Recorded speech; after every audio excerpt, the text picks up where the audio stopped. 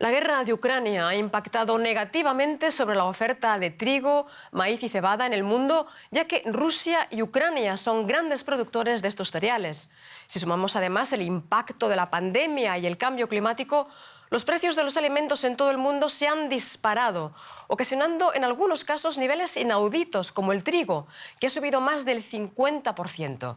Naciones Unidas ha advertido que la amenaza de escasez mundial de alimentos podría prolongarse por varios años. Actualmente, la inseguridad alimentaria en el mundo afecta a 1.600 millones de personas.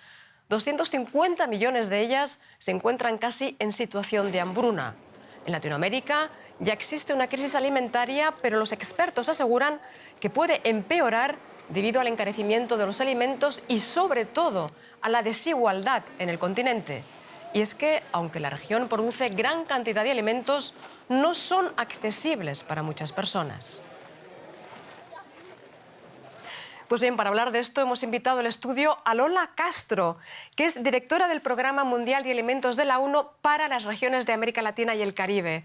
Buenas tardes. Señora Castro, encantada de verla aquí. Muchas gracias. Encantada. Gracias por tenerme. Bueno, la primera pregunta es, ¿ya tenemos el impacto de la guerra de Ucrania y las sanciones en América Latina? Mira, el impacto de la guerra de Ucrania ya lo estamos viendo hace prácticamente 2 meses en América Latina y el Caribe. Y lo estamos viendo de la siguiente manera. Teníamos una reducción de las personas en inseguridad alimentaria severa después de la crisis del COVID, de la pandemia. Habíamos llegado ahora a 8.3 millones de personas afectadas en los países donde trabajamos como Programa Mundial de Alimentos.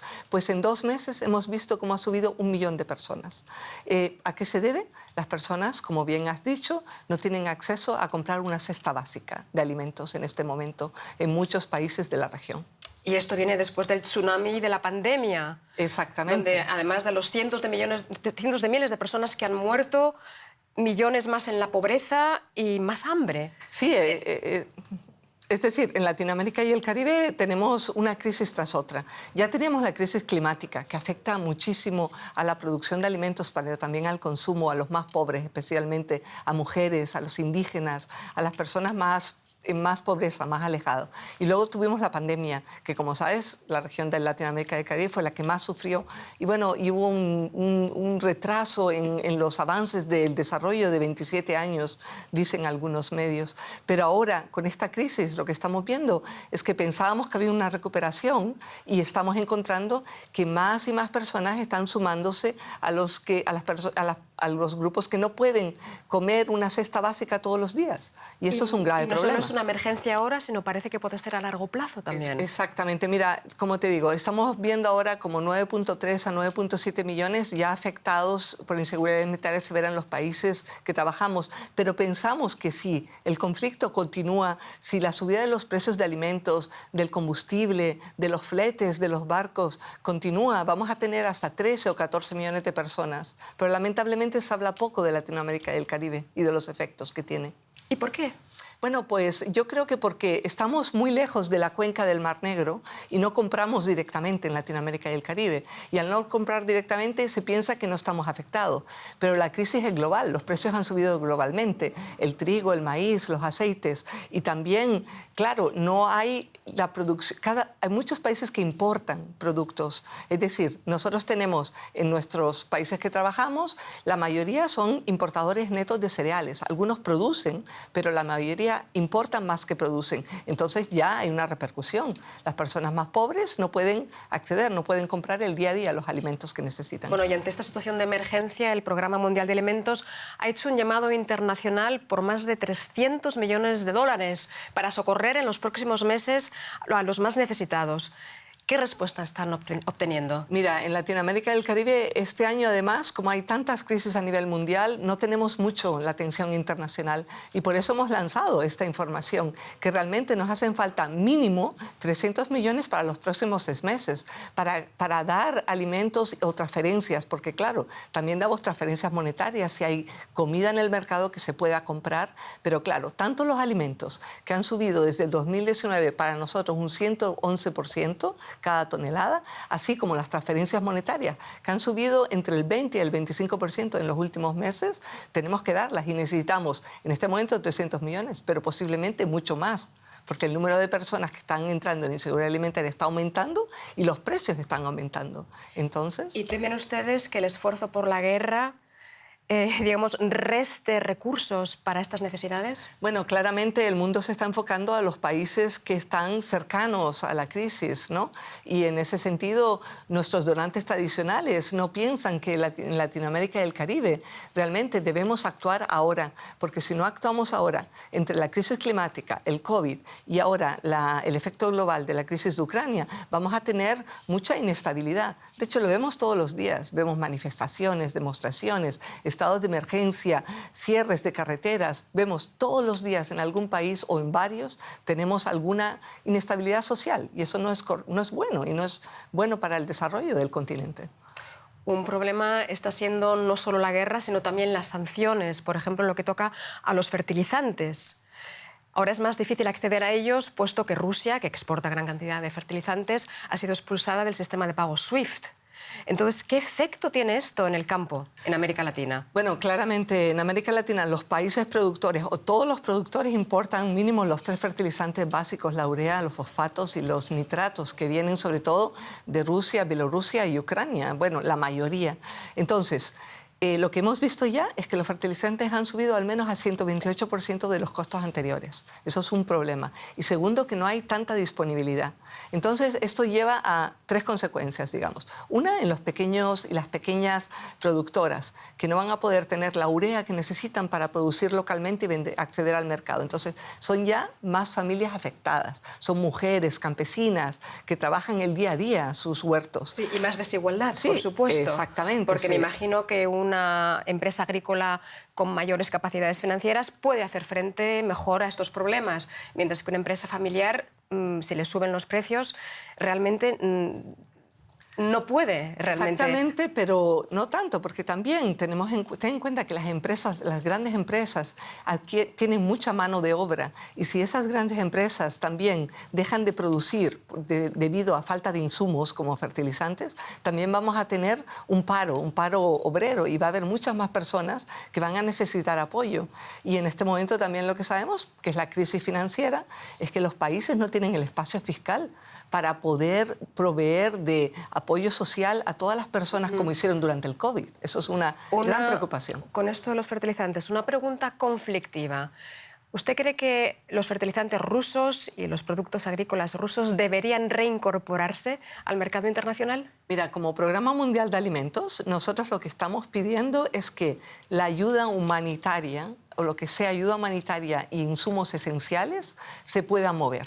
Porque realmente estamos consiguiendo que no solamente haya una crisis ahora, sino el año que viene, en septiembre, octubre, se va a plantar en Latinoamérica y el Caribe. ¿Qué vamos a poder plantar? Las mismas cantidades. Algunos gobiernos ya dicen voy a plantar 3% menos, 30% menos, según los fertilizantes que tenga. Y eso es gravísimo, porque eso es inseguridad alimentaria no para este año, es para el 2023, el 2024, y aumento de precios para todo el mundo. Entonces ya no vamos a hablar solo de acceso, sino de disponibilidad de alimentos. Y eso es aún una consecuencia mucho más grave para toda Latinoamérica y el Caribe. Otro problema importante es la sequía en estos momentos. Argentina, Chile sufren unas sequías tremendas, lo cual también afecta a la producción agrícola. Se teme también que el conflicto bélico desvíe recursos que deberían utilizarse para luchar contra el cambio climático. Bueno, lo que estamos viendo es que sequías, son inundaciones en Brasil.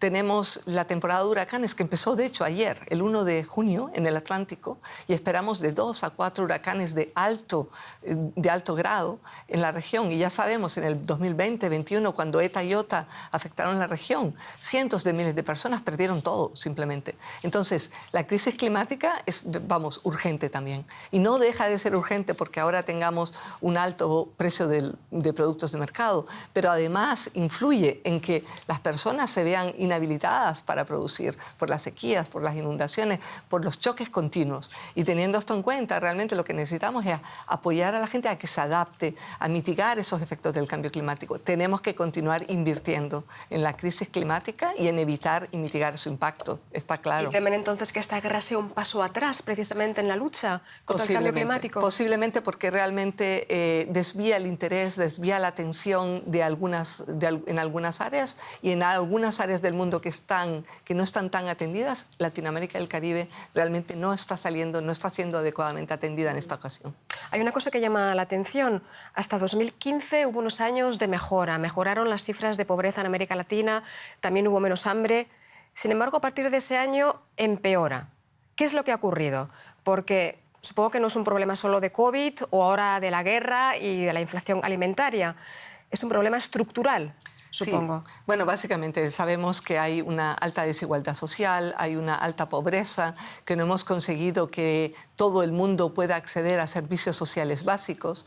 Luego también tenemos grandes problemas de migración, porque la gente se ve como única alternativa a dejar el campo, ir a las ciudades, se urbanizan, pero no hay trabajo, no hay empleo. Entonces, realmente lo que ha pasado en Latinoamérica y el Caribe en los últimos, digamos, 5 o 6 años, y luego ya cuando le incluyes la pandemia del COVID y ahora esta crisis, es realmente, yo diría, dramático, porque eran países que iban muy bien y que habían conseguido un gran nivel de desarrollo. La CEPAL nos dice que hemos ido 27 años atrás en los niveles de pobreza con todas estas crisis juntas. Para terminar, a mí una cosa que me llama la atención cuando estaba preparando esta entrevista es que cuando pensamos en el hambre quizás se tiende a banalizar sobre un problema tan gravísimo que afecta a tantos millones de personas. Y además la impresión a veces es como si el hambre fuera una especie de fenómeno inevitable, fenómeno natural. ¿Por qué? Realmente, como tú dices, se ha banalizado. El hambre es algo muy duro y sobre todo cuando lo has visto con tus propios ojos y la has sentido. Y cuando, por ejemplo, yo viajo mucho al terreno y hablando con una familia en las montañas andinas y cuando la señora me decía, mira, es que esta semana solo he conseguido dar a mis hijos una comida cada día. Y lo dice como con una cara de resignación y tristeza de cómo no puedo darle a mi hija y a mi hijo lo básico, que es una alimentación. Realmente es una cosa que no se debe analizar, que hay millones de personas afectadas en el mundo y que tenemos que todos apoyar y combatir. Y hay medidas, se pueden hacer medidas. Los gobiernos tienen medidas, nosotros como individuos privados podemos apoyar y realmente cambiar y sobre todo pensar que irse a la cama sin comer un día tras otro no es normal. Y no debería ser normal para nadie. Aunque no los tengamos cerca, deberíamos pensar en ellas y ellos que tienen ese problema. Es decir, el hambre de la gente es una decisión política.